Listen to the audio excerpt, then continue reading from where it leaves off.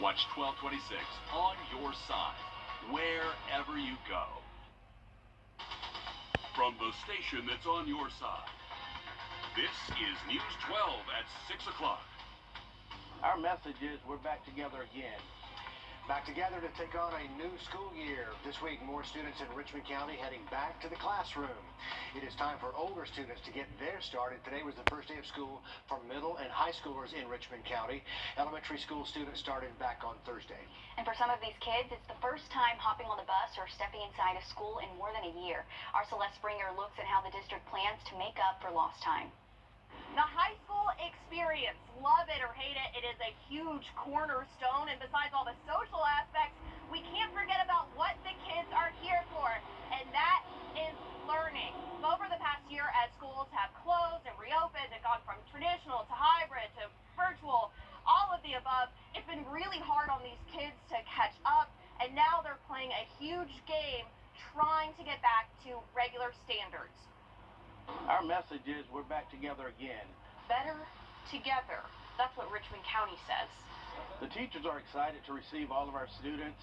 It's been over 16 months, and we're just looking forward to providing that traditional learning environment for our students. For those of you not keeping track, that's a really long time without 5-day-a-week face-to-face learning. And as time ticked by, a lot of those math formulas and grammar lessons came and went, not nearly as effective virtually. Because when you're online and working, it's hard to stay focused. There's a lot of distractions around you.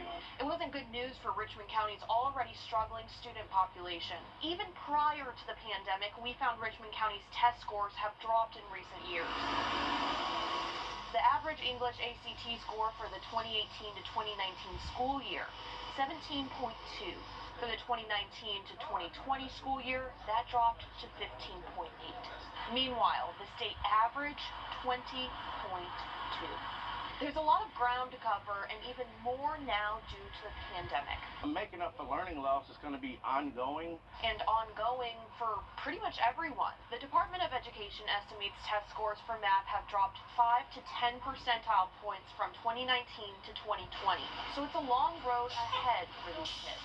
It's a good thing having everybody together. But they're definitely not doing it alone this go around. Celeste Springer, on your side. And we're still waiting for those test results to come in from the 2020-2021 school year. The district says they'll get those SAT scores any day now.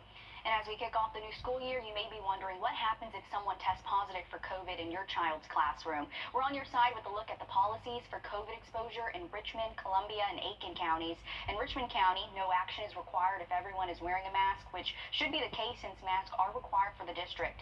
In Columbia County, masks are not required but strongly encouraged. That means you're asked to stay home if you have symptoms or test positive. But if you're fully vaccinated, you do not have to quarantine. In Aiken County, masks are also optional. Their policy is a 14-day quarantine for those who come in close contact with a positive case.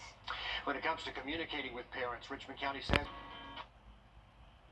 with cases on the rise, we're starting to see COVID disrupt everyday life again.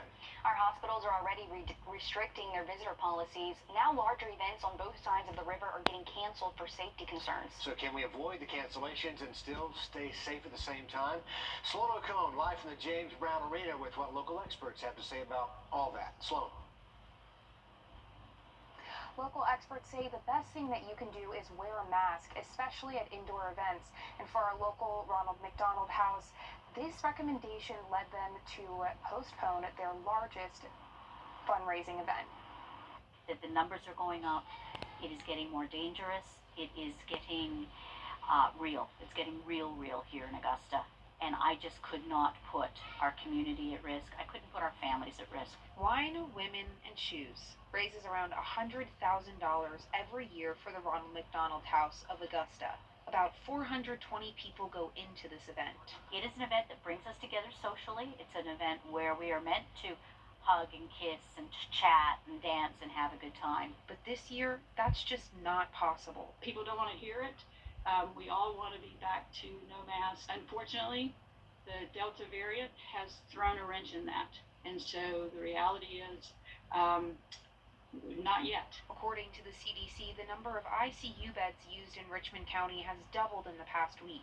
Our 16% positivity rate, high transmission rate, and low vaccination rate leaves room for a lot of risk during events like these. And they want to do their part in helping to message to the community that we're in a different situation now than we were even a month ago. A situation that looks like what healthcare workers saw in January and February, and so the big recommendation is to wear a mask at indoor events, vaccinated or not.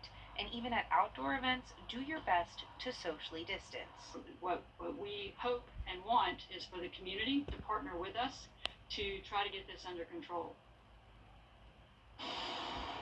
The Wine Women and Choose event has been rescheduled for March the 6th. I also spoke to the JBA. They say that masks are not required, but they could be if a band or artist requires them. And that is an interesting twist, Sloan, as she reports there live from the James Brown Arena. Speaking of music, the Killers play at the JBA this fall. They are requiring everyone to be fully vaccinated and to get a negative COVID test. So many times it is artist to artist what they expect their crowd to look like. Taking a look outside.